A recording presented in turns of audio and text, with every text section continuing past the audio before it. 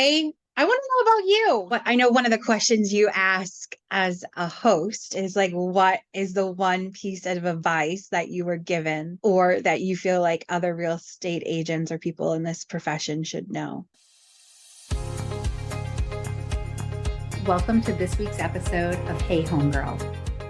Hey Homegirls, this week we are back in Portland, Maine with the super bubbly and fun Kim Tarbox. We are flipping the script and I am in the hot seat for the interview questions. So tune in. Hey Homegirls, this week we are back with one of our most downloaded guests, Kim Tarbox from Maine. Hi Kim. Hello. I'm feeling honored. I'm back for a second time. This is great. Yeah, and we're going to have some fun today. We're going to turn the tables. So I want to know about you. But I know one of the questions you ask as a host is like, what is the one piece of advice that you were given or that you feel like other real estate agents or people in this profession should know? Completely immerse yourself in self-discovery. Like whether real estate related, how you can get better at being a real estate agent, how you can get better at knowing different personality types, how you can get better at knowing yourself. I think that women especially come into our industry and you're supposed to know it all. You're supposed to know how to write a contract. You're supposed to know how to talk to people. You're supposed to know how to negotiate. And depending on what type of office you're in, you're not getting a lot of that training anymore. You don't, there aren't hands-on mentors that are explaining all of that. So much of the education is cloud-based. And if you think that you have to know it all or that you're ever going to know it all, you are just setting yourself up for failure. Because like we talked about early on, our industry is changing so quickly. The technology is changing so quickly. The way we deal with clients is changing so quickly. And you have to be able to pivot and shift to be able to find success where success wasn't there before. So just always be committed to being a lifelong learner and not being the smartest person in the room. I love that because this industry is filled with so much ego, right? And you have to have confidence in what you do and what you say and how you say it. But yeah, you're right. You'll never know it all. And if you think that you do, then you should not be doing this, right? You just should not be doing this. Why real estate? Because your background is in education. So, I mean, they do go hand in hand, but what was the real estate conversion? I was a senior in college at UMass and I had gotten pregnant with my daughter, and my very last semester of school. And I was so excited to be a mom. I was 23 years old when I was pregnant with her. I had kind of taken a break in college. So it wasn't like I was, went to college, took a break, went back to college. And I had gotten offered a job teaching and I didn't want to go and have a full-time job and have a brand new baby at home. And my neighbor, hey, I think you'd be great in real estate. Do you want to give it a try? And all these years later, here I am. Thank God. Famous words said by so many. Yeah. I just think it's such a beautiful career for women and it's such a beautiful career as a mom. Like my career gave me the flexibility I needed when I needed it the most. I was a single mom with two little kids. I mean, when I say I was a single mom, I had no family here. None at all. I was a transplant to the area. I had friends, but my parents decided to go and leave their house in RV across the country. So I didn't really have anybody here. My ex-husband's family was great, but they were all down in Southern Connecticut. So it wasn't like I had a lot of extra help. Right. My real estate career allowed me the ability to take my kids to work when I needed it to. It allowed me the ability to have them in the office when I needed them to. And it allowed me this amazing way to raise my kids because my kids would sit there and they would listen to conversations I had with other adults. They knew how to behave when mommy was working. They knew back to other people's houses. I was in Rotary for a number of years. I love that civic organization. And my kids would come to Rotary meetings with me, and they would have to have conversations with all these other adult business owners. And that's a gift that I gave to my kids that other people in our community don't have.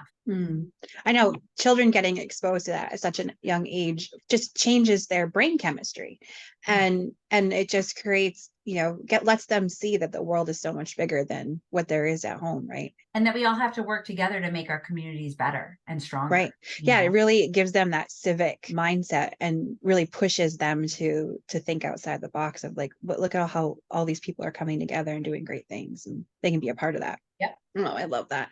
I know I loved when we've got agents in our office that have children, and I love it when they're in and, you know, they go help mom or dad with open house signs and stuff like that. And I was like, this is, you know, these are the memories that these kids are going to remember. Like, you know, I know sometimes parents, I'm a cat mom, so I don't know, but I know from my cat friends, my friends who have children, you know, they will, yeah, they'll voice like, you know, I'm working, you know, and I miss this. Am I screwing this up? Am I being a terrible parent? And I was like, but think of all the times that you're incorporating them in what you do. Like, that's what they'll remember. You know what I mean? So don't beat yourself up too much. No, and they know that you're out there and you're working and you're trying to contribute to the family, and Mm-hmm. that you have your own life outside of being a mom too. And it's so important to be a parent and to be a great mom, but it's so important as a woman to have your own life. And I think that specifically for women gets so. Oh yeah, you have to show that it gives them independence. Like you have to, and it also gives them confidence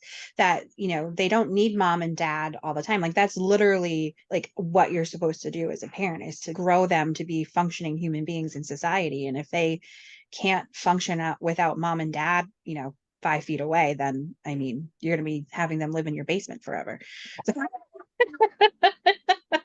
so what do you think new, like people who are like, oh, I should get into real estate now? Like we just talked about it before, like, oh, hey, you think, you know, you'd be great at real estate. Yeah, I think you and I both, we probably are at a stage in our business where we are great at communication and we're great at getting our job done. So our clients and our friends see the positive side of things, the stuff we choose to share on social media, the positive stories we share, and they think it's super easy and they want to jump in. I've actually been giving this so much thought lately. And I think the market has shifted a lot from where it was 2 to 3 years ago. And it's a great time for people to get into real estate, but it's a great time because it's going to give you the time you need to build your foundation and build those basics before the market gets really busy again. I'm of the firm mindset that there will always be enough business for those that really want to work and give amazing customer service. Yeah. There will not be enough work for the people that just want to sit around and wait for the phone to ring or wait for somebody to hand them a lead. Like, Right. in my opinion, I'm sorry, you need to go away, because there are full-time professionals that really want to do this job and do it to the best of their abilities. Yeah. They realize, you and I realize, we are dealing with the most important investment, our staff. And I think too many people want to do this part-time and lose sight of that. There's a level of maturity that you have to have when it comes to this industry, and you have to have a full understanding, like, hey, this is not a hobby. And so if you really, They're dressing up in high heels. yeah, and if this is really something that you want to make a go at it, then you need to learn as much as you can. I mean, you just need to just be, you know, like anything, you have to know what your strengths and your weaknesses are, and, you know, can this work for you and your lifestyle? I think too many people think that they should just get in, do a few deals and it's fine, but I'm like, this is not a hobby. If you want a hobby, you know, pick up crocheting. That you can pick up and put down whenever you want. Like these are people's homes, sometimes the most expensive thing that they'll ever own. Thank you for listening to today's episode. We're not quite finished yet, but as the homegirl of your hometown, I would love to pass the mic to you so that you can share your story and some of your secrets with the homegirl community. To apply, please go to howtobeahomegirl.com in the show notes. It is about the money part of it, because you have to have a good understanding of how to maximize that return on their investment. But it's also so emotional. You have to be the type of person that understands you're in the process of displacing someone. Your people come in and judge you on the way you live, judge you on the condition of your home. You're stressed at work because you're worried about your deadlines and your packing. Like, there's so much more to this than opening doors and baking cookies. I'm just at this real estate conference I was at. I was talking to another female agent, and she told somebody in her community what they did, and the other business person looked at them and goes, "Oh yeah, you look like you'd be good at baking cookies." Like, it completely blowed my mind that this is But and this is our fault as an industry for putting out there, hey, this is what we do. We bake cookies and open doors. That's the amount of emotional support that I have to give to my clients during a transaction at times can be crippling to me. Like, and if you're not good at understanding that and being empathetic, this might not be the right industry for Oh you. my gosh, yeah. We are privy to so much. It's Yeah. like I often equate it to like we get to see the wizard behind the curtain. And sometimes it's a little scary and sometimes it's hard to manage and sometimes it's awful to see. And there's still things that happen in life that, like to your point, that creates people that they have to sell their home. And it's not always for the happiest of reasons. And we get to see the warts and all, and you have to be emotionally prepared for that too. And also like getting back to taking care of yourself, like you have to be like Teflon in some instances and know when, okay, I can't be too Teflon today because I know he is having a bad day about this, and especially if it's a divorce or whatever. So it's like having a lot of emotional intelligence, and and then coming home at the end of the day and being like, hi honey, I love you, like you're tending to your children, you still have to give to them. And so yeah, it's like I'm closing the loop on this. I'm so glad that you are starting to look at the broader picture of like what makes you happy, because you give so much of yourself to your clients and your family that you really have to also include time to fill your cup up. Yeah, 100%. And Heidi Harris had said it great on a couple episodes ago. She had said, she has this threshold effect. She knows that when she's going into any threshold, whether it's a client or her home or her time for herself, she has to be fully present for the person that's there. And I think for us as working women coming home, trying to care for our partners, or us as working moms coming home and trying to care for our kids, we really have to put some sort of barrier in place to be able to walk through those doors and be like, okay, all the bad stuff that happened today, all my clients that are going through really, really traumatic stuff right now, I just need to put that on the back burner and I need to focus on what's important. And for me, I did not do that. As a broker owner, I was managing not only my own production, but all of my agents' production and all of their drama and trying to give 100% to everything. And I really just couldn't do that. I think that's important for agents to hear too, from a brokerage's standpoint. If you're aligned with a broker that really cares about you and cares about your business and cares about your client's business, they are giving to you 100% of themselves all the time. Mm-hmm. And if that's not good enough for you, you need to really take time to look at your business and be like, okay, what do I need to do? How do I need to level up so that I don't have to maybe go to them as much for questions or answers, Right. I think that's one of the lessons I learned being a broker, is that you can't be a control freak. You have to let those agents learn a little bit on their own too. Yeah. Gotta take the training wheels off, right? We're people pleasers, and that's what makes us good at our jobs. But it does have a dark side to that if you're not careful.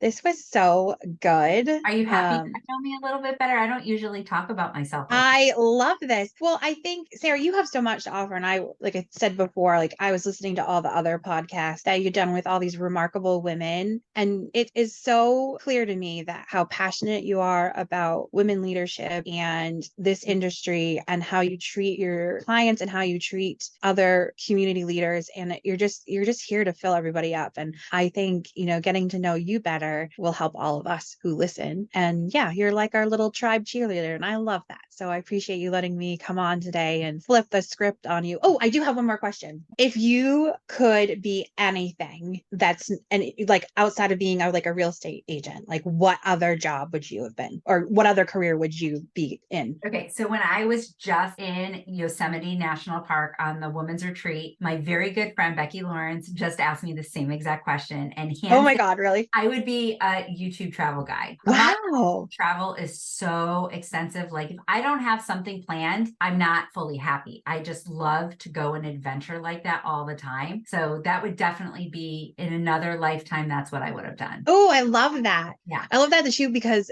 like YouTube obviously is relatively new. You know what I mean? And so, man, you would be great. I mean, we would be like the new Rick Steves. Because you love travel too. So we would just have fun and explore. We just take this on the road. Yeah. Remember Samantha Brown? She was from New England and she had a travel show in the 90s. I can't remember it now, but she was such an inspiration. She would go to all these amazing places, and she was just a girl from Boston. Can I tell you mine? Yes. Okay. If you could not be a real estate agent or in the real estate industry at all, Kim Tarbox, I want to be a backup singer slash dancer for like Beyonce or Taylor Swift or any kind of like major, like Madonna. I don't know why. It has always been like, I am so enamored by like the backup singers. I just saw I Beyonce can't sing. her backup dancers and singers were amazing. Right. Like, I can't sing and I can't dance. I've tried. It just does not work. But yeah, if I could wave a magic wand and be anything, you know, in the world, I would, yeah, because then I would get to travel, you know, be on stage every day, glitter and magic everywhere I go. And you could wear glitter every day. Every day. And this is why I'm a real estate agent. So Imagine if we showed up to our clients' houses in Beyonce glitter costumes. oh my God, right? And like a full like feet to head and glitter and sequins. Yeah, I don't know. It's a look, that's for sure. It is a look. I don't know if it's a New England look. Maybe it's a California look, but it's not a It's just lobsters dangling from oh, we're good. We're good. Thank you. Oh, thank you. This was so much fun. Yeah, I'm definitely going to have you back on in a couple of months because Yay! Ooh, girl, yes. You remember? Okay, so did you watch Saturday Night Live at all? Every once in a while, but I haven't been watching a lot of TV lately. No, that's fine. But they have this whole thing, like the host, you get a jacket, like 5-time, like Tom Hanks, like is the most. You get hot pink matches. Yes, or like a headband or something. Oh, yeah, I'm here for it. For all of I'll come up with something. I'm gonna just share. Like you put an amazing idea in my head yesterday. So Kim had messaged me and she was like, "Hey, did you ever think doing a homegirl sleepover retreat?" And my wheels have been spinning since then. So I think that would be super fun. Oh my gosh. I don't know how that even came into my head. But again, I was listening to the podcast and I was like, how cool would it be to have all these amazing women in one room and just have like a day to like talk it would about have at least 2 or 3 days. And we probably wine time and somebody would cook us amazing food and then we could just be inspirational together. Yeah. We'll rent a house on like Cape Cod or something and get a staff to just wait on us hand. That'd be some bougie realtor shit. Yeah, that really would. That would be great. $3,000 house that I got to sell this week, right? Yeah. I have a tiny home. We'll do it there. Okay, perfect. Well, before we get any crazier, I think we should probably sign off. It's Friday. Thanks, Sarah. All right. Have a great weekend. You too. Bye-bye. Bye.